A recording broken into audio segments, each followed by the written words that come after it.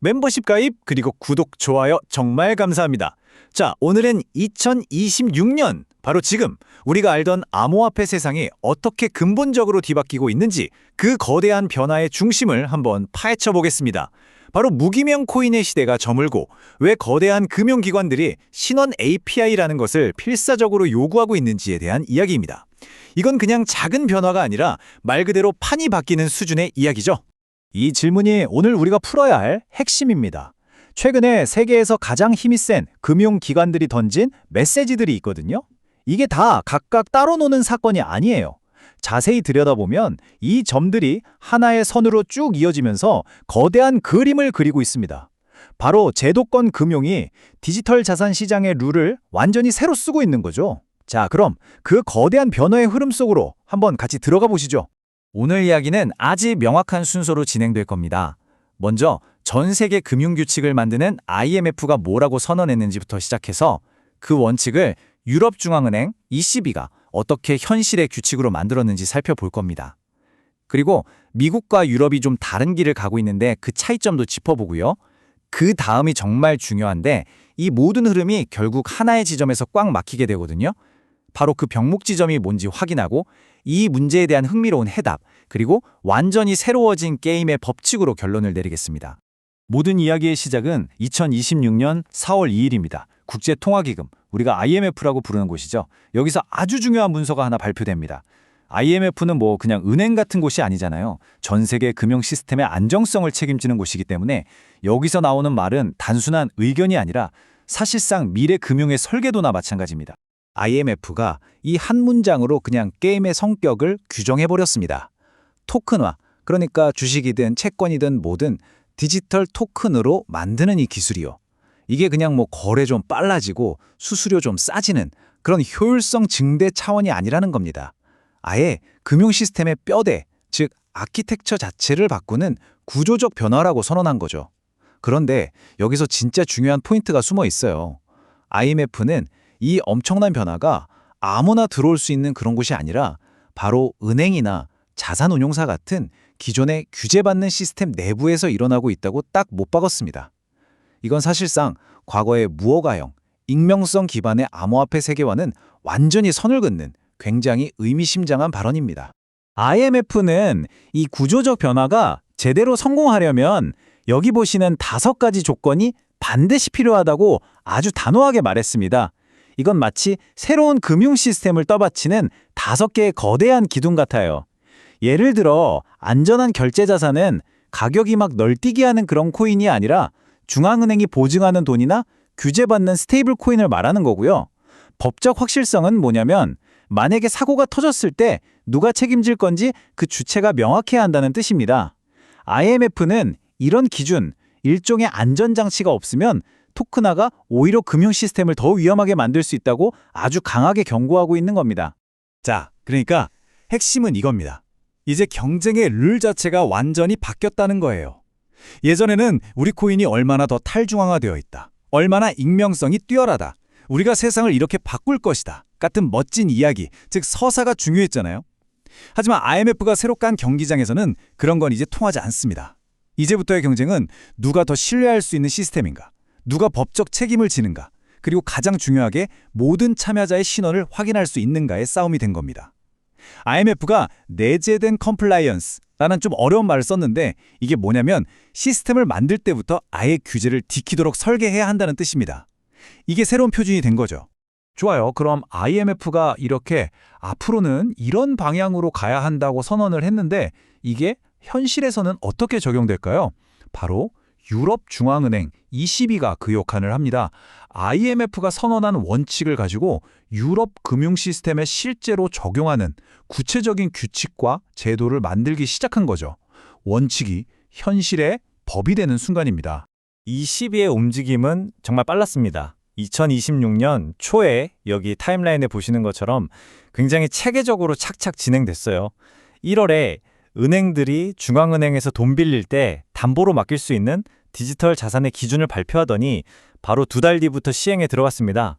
이 조치 하나하나가 사실상 기존 암호화폐 세계와 제도권 금융 사이에 넘을 수 없는 거대한 벽을 쌓아 올리는 과정이었습니다. 이 표를 보시면 정말 재밌는 사실을 알 수 있습니다. 이 시비는 단 한 번도 비트코인은 안 돼라고 직접적으로 말한 적이 없다는 거예요. 그럴 필요가 없었죠. 그냥 제도권 금융이 받아들일 수 있는 자산의 기준, 즉 적격 자산의 조건을 제시했을 뿐입니다.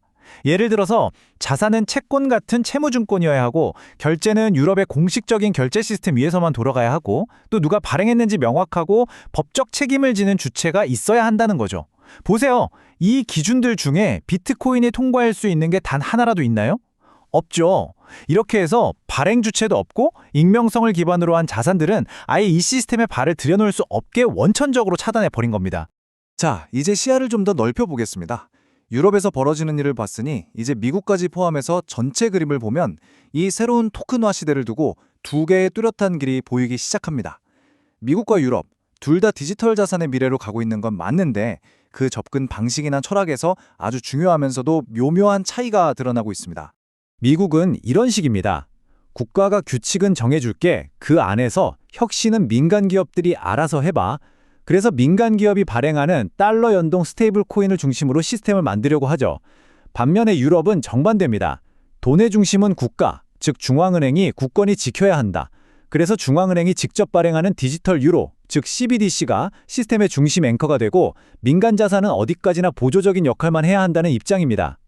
그런데 여기서부터가 정말 흥미로운 부분입니다. 이렇게 돈에 대한 철학은 서로 다른데 그 돈과 자산이 오고 가는 길, 즉 인프라는 사실상 하나로 합쳐지고 있다는 겁니다. 마치 기차는 서로 다른 회사가 운영하는데 철로는 다 같이 쓰는 것과 같은 상황이 벌어지고 있는 거죠. 그 증거가 바로 2026년 3월 4일에 나왔습니다. 전 세계 증권 거래의 뒷단을 책임지는 거대 기관들이죠. 미국의 DTCC, 유럽의 유로클리어와 클리어스트림이 디지털 자산이 서로 오고 갈 수 있도록, 즉 상호 운용성을 위해 협력하겠다고 발표했습니다. 이게 뭘 의미하겠어요?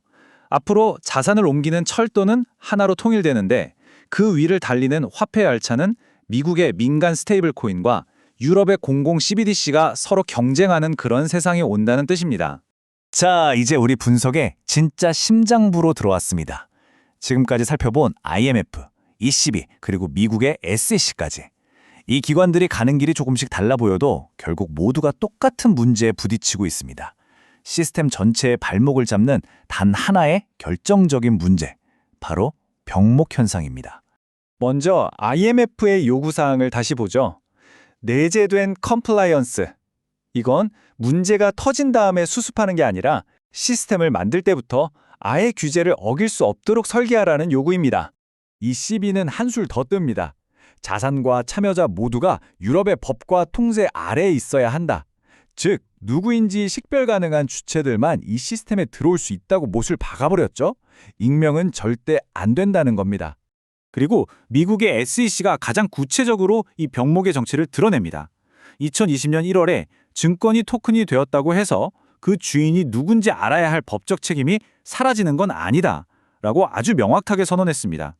즉, 블록체인 위의 지갑 주소랑 현실 세계의 실제 신원을 반드시 연결해야 한다는 겁니다. 바로 이겁니다. 이 모든 요구가 가리키는 단 하나의 병목 지점, 바로 KYC, KYB, 즉 신원 확인 레이어입니다. 너무나 당연한 이야기죠.